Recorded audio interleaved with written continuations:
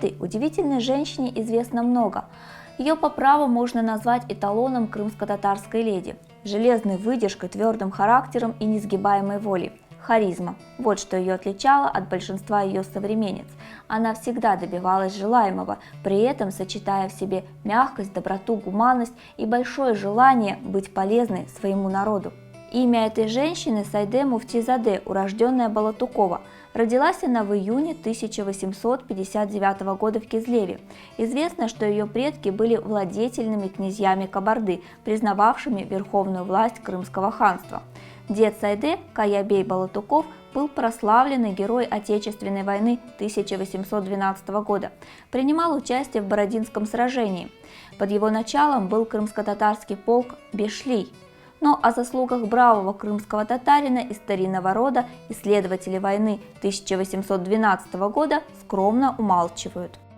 Ее мужем стал Исмаил Мурза Муфтизаде, потомственный военный. Свою супругу он был старше на 18 лет. Отношения в семье не всегда складывались идеально, ведь сошлись два сильных характера. Случались и ссоры, но оба питали друг другу, если не любовь, то глубокое уважение. Они умели прощать друг другу и уступать. Сайде подарила супругу 6 детей. После того, как ее муж оставил службу и стал председателем Евпаторийской уездной земской управы и занялся по сути благотворительной деятельностью, а именно действовал в интересах коренного народа, щедро раздавал некогда отнятые земли их настоящим владельцам крымским татарам, Сайде Ханым его активно поддерживала.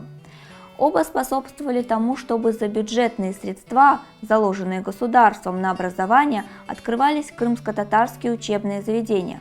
Благодаря их усилиям была открыта в Евпатории специализированная сельскохозяйственная школа для крымских татар, содержание которой семья брала на себя. В конце XIX века Муфтизаде переезжают из Кизлева в Симферополь. Дети уже выросли, Сайде Ханым полностью посвятила себя благотворительности. Через императрицу, к которой она имела доступ, она добивается разрешения за свой счет строительства казарм для крымского конного полка, попечителем которого она являлась. Можно сказать смело, что она занималась судьбами крымско-татарских воинов, вступалась за них при необходимости, нередко помогала деньгами и одаривала их подарками. В 1913 году на свои средства Сайде Ханым построила в Симферополе мектеп, начальную школу для крымско-татарских детей, и больницу, закупив все необходимое оборудование. Она также оплачивала крымско-татарским студентам образование за границей, тем самым воспитывая интеллигенцию в своем народе. Ее дом был всегда полон посетителями. Несмотря на внешнюю суровость, она была добра и никому не отказывала в помощи. Революция, гражданская война, приход оголтелых большевиков – все это отразилось на семье Сайде Муфтизаде. Ее муж умер, а дети, одни эмигрировали за границу, другие погибли.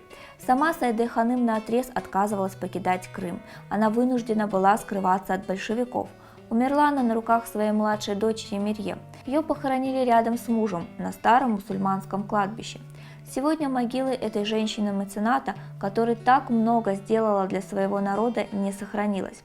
Старое крымско-татарское кладбище, как напоминание о коренном народе, сравняли с землей, а имена выдающихся крымских татар предали забвению.